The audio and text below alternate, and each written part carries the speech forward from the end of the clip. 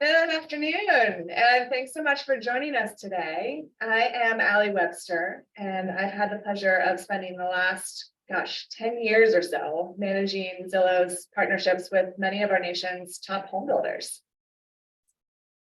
And in addition to Ali, you've got me, Qadra Evans, Zillow's Director of Industry Relations for Zillow New Construction. I've been with Zillow 6 years, managing industry relations for new construction for the last year. So many of you have probably seen me at one of many conferences that we all attend throughout the year. And so without further ado, welcome to your 2023 Consumer Housing Trends Report Deep Dive. Well, thank you, Qadra. It's such a pleasure to have you on the team. You've made such an impact so far. So thank you for all that you do for new construction. My gosh, 2022 sure was a year of dramatic swings. Just reading the headlines had all of our heads spinning, didn't it, Qadra? Still spinning. Oh, Yes. Yeah, no kidding.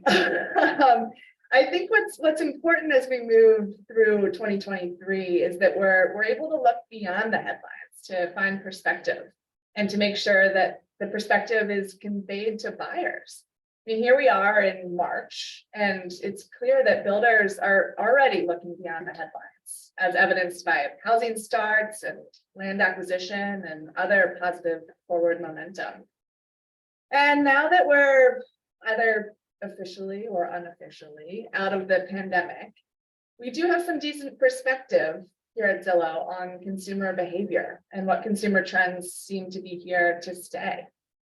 So for those of you new to New Construction Consumer Housing Trends Report, gosh, that's a mouthful, let me tell you a little bit about it. This is an annual report compiled from surveys given to buyers, sellers, and renters. And in order to gain a comprehensive understanding of U.S. new construction buyers, Zillow Group and our population science team, they conducted a nationally representative survey of more than 1,900 new construction buyers. So these are buyers who have purchased a new construction home in the last 2 years. And to compare new construction buyers with existing home buyers, the survey also sampled over 2,700 existing home buyers who purchased in the past 2 years as well. Now, this study was fielded between March and July of 2022, with additional sampling in November of 22. All right, I hear you. Enough about the boring methodology, Ali. Let's get into the meat of the findings, shall we? Okay, Ali. Before we dive into the report, though, let's take a quick glance at where the industry stands today and where we think it might go. My crystal ball has been foggy, like most everybody else's, but we'll insert the crystal ball moment right here. So in 2022, housing starts were down 3% from 2021, but annual starts were over 1.5 million, making 2022 the highest mark of any other year since 2006. With rising interest rates, fewer would-be sellers are opting to list their homes, leading to this continued inventory shortage that we're also familiar with. But what that has done is it means that new construction is better poised than any time in history to compete with the existing home market. What also makes new construction a compelling option for buyers now is the fact that builders are in a much better position to help buy down interest rates. They can do other creative things with their incentives that resale homes just can't do. I was at a conference last month and learned some really cool things just about what builders are doing in different parts of the country to help ease affordability concerns. I thought the coolest one by and large was this builder in Salt Lake City, who one of the incentives that they're offering is finishing out ADUs that are on each property, because buyers can use the income that they expect to get from that finished ADU to help them qualify for their mortgage. Super cool, really creative. And I found this interesting because it ties right back into what we're seeing in our Consumer Housing Trends Report, which is new construction buyers are placing massive value in having flexibility to rent out either all or part of their home. These numbers are staggering to me. So 41%, which is nearly double the 22% we saw in 2019, 41% of buyers want to be able to at least rent out part of their home. These numbers are likely on the rise due to a couple of factors. One, yes, affordability. We've got that. The affordability crisis that we've been facing, not a secret. But this younger generation really is coming into their prime home buying years, and they've been part of more of a sharing economy than the generations that have come before them. So without further ado, let's really dive into what new construction buyers look like today. Allie, I'm going to hand it off to you to take us through this. Okay, Qadra, let's do it. Gosh, the sharing economy certainly has defined the last decade, hasn't it? So who is this typical new construction buyer? Well, this year's study says that they are about 44 years old. They are partnered or married. They have a 4-year college degree, and they have a median income of about $110,000. And interestingly, the percentage of new construction buyers who were only interested in new construction remained consistent from recent years at about 36%. So what does this tell us?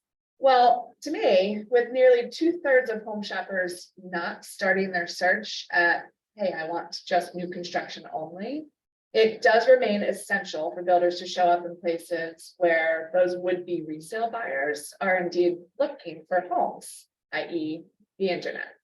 Now, it isn't groundbreaking news that resale is still our builders' biggest competition. But what I do think is valuable to highlight here is this. The very fact that almost every home shopper leverages the internet to search for a home actually gives builders a really great opportunity to stand out and to, well, poach those would-be resale buyers. Sorry, resale. Now, in order to stand out next to a resale listing with their beautiful photos and often pristine landscaping, the quality of the listing content, along with, of course, an impeccable customer experience, are really key. And it's important for builders to make their communities really come to life for folks who may not be at all familiar with new construction. I mean, imagine trying to visualize what a community might look like when you're just looking at a plot of dirt. I was laughing last night. I mean, let's face it, Qadra, dirt just isn't quite as exciting to folks outside of our little new construction industry. So that means that rich media content and those beautiful community videos that our builders invest in, and robust descriptions about our communities and detailed floor plans are really a great place to start as we start to look to make our communities really come to life, both on the ground and on the web. Now, the study reported that among new construction buyers who didn't initially consider newly built homes, 71% cite not being aware of any in their desired location as a reason why. So I'd say it's clear that we need to show up, and we need to show up well in order to compete. So what else did we learn about the new construction buyer from this year's study? Well, a couple interesting things. Only about 21% of new construction buyers reported paying all cash. So financing is still key, and it's something we hear a lot about in conversations with partners. And I suppose not surprisingly, new construction buyers are about 35% more likely to be selling a home that they already own. So this, of course, Qadra, is a bit of a double-edged sword, right? Because since the buyer will have equity in their home, that's great, but it may take longer to sell than anticipated. And gosh, with the rapidly rising mortgage rates the last year, it's really wreaked a bit of havoc on this group, since some sellers are willing to stay put, not move, in order to avoid taking on a mortgage at a higher rate for a new home, while others, well, they need to move. It's important to remember that life events happen and people still need to move to different locations. Marriage, babies, new jobs, sadly divorce, retirement, all of these require moves. Oftentimes.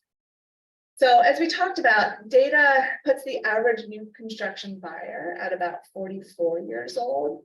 And well, that's when a lot of these events do take place in life. So guess what? That millennial generation that we hear so much about, for better or for worse, well, they're massive. and they are quickly approaching their prime home buying years. And there are, pause, 46 million of them. Can you believe that, Qadra? 46 million millennials. Crazy. My gosh. So what should this tell us? Well, I think that we should indeed take heart in the fact that there are plenty of prospective buyers out there who are looking to move. Great news. But it also means that we really cannot afford to get complacent in terms of how we as an industry appeal to those younger buyers and how we meet their kind of ever evolving expectations. Would you agree, Qadra? I would. This is the generation that is responsible for fundamentally changing the way all of us consume goods and services. So they have different expectations when it comes to how they buy a new home. The oldest millennial is now 42. So it's inching pretty close to that 44 new construction buyer age. And it sounds like we sure should be speaking their language, right? I would say I'd laugh about this because even those of us who aren't millennials have really, their habits have kind of rubbed off on some of us. Personal experience here. I've had to hire several contractors for projects the past couple of months. So I've been using Angie to help get bids and get a lot of bids in one place without having to deep dive elsewhere. And so I keep kind of finding parallels with my experience with Angie and what it's like when buyers submit for more information on Zillow. So I needed a plumber. I requested bids and I waited, and I requested bids from like 3 or 4 plumbers. The first plumber called 5 times in a row, like back to back to back to back to back. And I was infuriated. I had already moved on to my next to-do list item, and I don't want to talk to somebody on the phone. And you're making me mad because you just keep calling over and over again. The plumber that got the business texted me, then followed up a day later when I didn't reply right away, and then offered me options for how to book the appointment. And I also don't want to forget about that plumber who reached out to me a week later when my plumbing work was already done. So don't be that person either, right? You really need to meet people where they are and give them options. Oh my gosh, what a wild story. Have you gotten that project finished yet? Yeah, the project was finished. The projects are the fastest part, really. But let's break down what Allie was talking about even more. Millennials have shown over and over that they want the tools to do the research on their own, just like in my Angie experience, right? But they still want human interaction when they decide to take the next step. They're looking for very true hybrid experience. All of our research shows this. They are not trying to edge out a salesperson at any point. But what does this mean? Let's look at this stat. 69% of new construction buyers said it would be easier to unlock properties with their mobile phones and tour them in person on their own time. That's fair. Buyers may not have time to get to a sales center during business hours. Buyers may also want to tour a property without a salesperson looking over their shoulder. So why not have an option for them to get into a model home at their convenience, take their time to walk around, and then you can follow up after they're done. Whether you're partnering with Zillow's self-tour, which many of you are, or if you have your own system that allows buyers to let themselves into a home, this is a really good example of builders finally taking moves to really meet those buyer demands. Allie, I know you're talking to our builder partners every day, and you've been doing this for years, so you have such a good pulse on what they're doing. I would love to hear how they're implementing this concept of this hybrid sales practice into their own operations. Yeah, it's a great question, Qadra. I spend my days talking to builders about exactly that, how they're engaging with prospective buyers, and the interest in self-tour is absolutely on the rise the last couple of years. And I think that, some folks thought perhaps it was just a pandemic fad, right? We weren't able to be around people, or we were scared to be around people. But it is indeed here to stay, I think. I was chatting with a builder the other day who's testing the idea of enabling self-tour for all of their communities in one of their divisions, and then having just one salesperson to handle the follow-up for the self-tour visits across all of that division's communities. And I thought this was super interesting because the beauty of a model like this to me is twofold. One, once the salesperson enters the conversation, that prospect they're already further along in the process, right? And they're therefore more qualified, if you will, and they certainly understand more about what it is they want. But two, the salesperson is also able to talk to that prospect about options in each of their communities in that division, right? So maybe there's a better fit just down the road. And so what does that mean for the builder? Well, it means they're meeting the customer where they are, which you're sensing a theme in our discussion here today. And they're also providing a really excellent customer experience, and they're focusing their time on quality leads that are more likely to convert as opposed to more top of funnel. That's so interesting. Thank you so much for sharing. I think we're going to start seeing more and more of this pop out. So it's really cool to see how just kind of thematic ideas are coming to fruition in all of our communities that we're talking to. We as an industry have gotten so caught up with meeting millennial demands, though, like all of this self-tour talk, that I think we're ignoring a really large elephant in the room. And we need to start thinking about this now.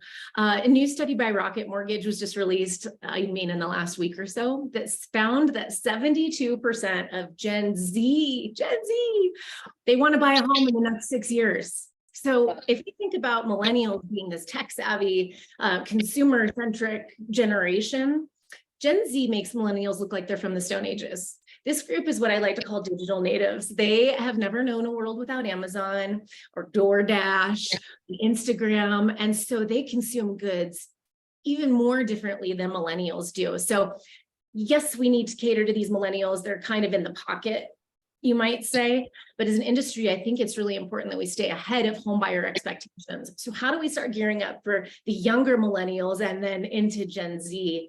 And my brain just goes to technology. Don't you think so, Allie? Oh my gosh, I sure do. I'm sitting here just laughing, thinking about, what generation my 9-month-old will be, right? It's like, I can't even imagine how he will be thinking about purchasing, a home, my goodness. And I think, whether you're selling a home or a widget, right? It really depends upon reaching the right buyer and convincing them that your product is indeed right for them, right? I mean, that's ultimately what sales is. And I think we'd all agree that buying a home is a much more considered purchase than any sort of widget. So experience is truly everything, right? It's emotional and it's deeply, deeply personal. And frankly, come to think of it, what's more personal, Qadra, than your time? Time is really all we have. And this year's study reported that 54% of new construction buyers actually said that they felt like they wasted time during their home search, viewing properties that they would have otherwise skipped if they'd understood the floor plan that they were looking at. And this is super interesting because talk about putting a not so good taste in their mouth about a brand or even just new construction as an industry in general. It's just not a good look for us, right? And indeed, 85% of new construction buyers in the study did say that they were more likely to view a home if the information included a floor plan. So the floor plan gets them comfortable with the idea that, gosh, this may indeed be the right fit for me and my family.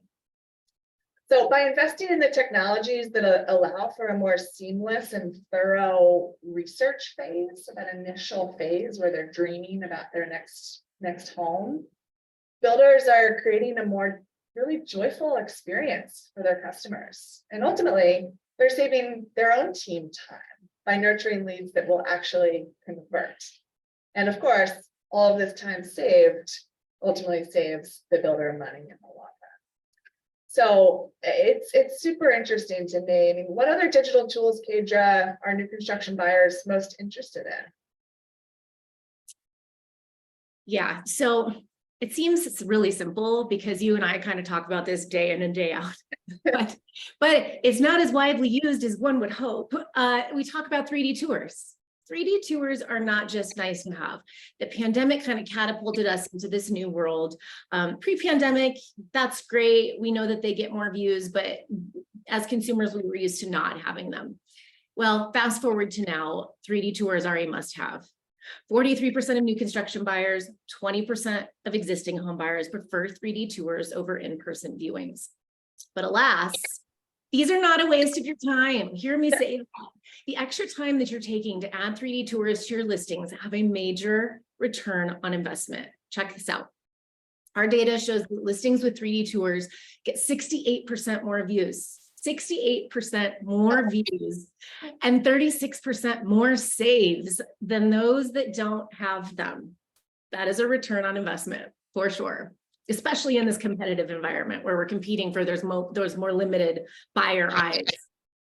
So new construction buyers, they're more interested in these digital tools across the board. Makes a lot of sense because it's not a given that they can see, feel, touch, maybe smell an actual home like they can with a resale listing.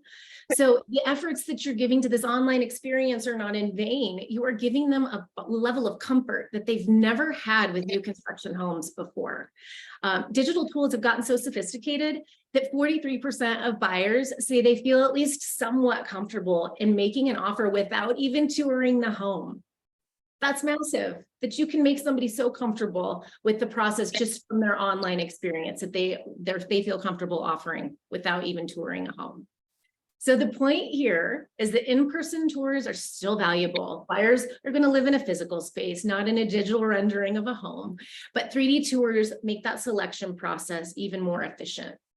For instance, virtual tours can guide people through the initial research stage to save time until they're serious about seeing a particular home in person. This is exactly what Ali was talking about with floor plans, right? For builders, these tools help pre-qualify leads so that ISMs and on-site sales teams, just like Ali said, are spending their time nurturing leads that are more likely to convert to a sale. That's huge. So we've talked about demographics, we've talked about meeting the buyer where they are, and we've talked about technology. And let's face it, it's not technology that's really scary or difficult to implement and to adopt. So let's all agree that 3D tours and floor plans are pretty necessary these days. But the last thing I think that's really important that we should touch on is something that emerged during the pandemic, but is very clearly here to stay, at least for now. It's on the minds of every developer and every builder when they're planning their communities. And it's the idea of community. It's never been more important. We as human beings crave belongingness and social interaction, and we want to be part of a community. We want to spend time with our neighbors.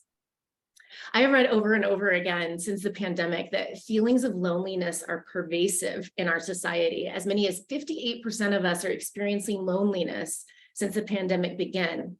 And these feelings are disproportionately affecting young people, your buyers, maybe. Humans crave connection. So buyers have expressed an increased interest in shared community amenities, 53% in 2022 versus 38% in 2019, although it's been steadily increasing every year. But these buyers are saying shared community amenities are highly important.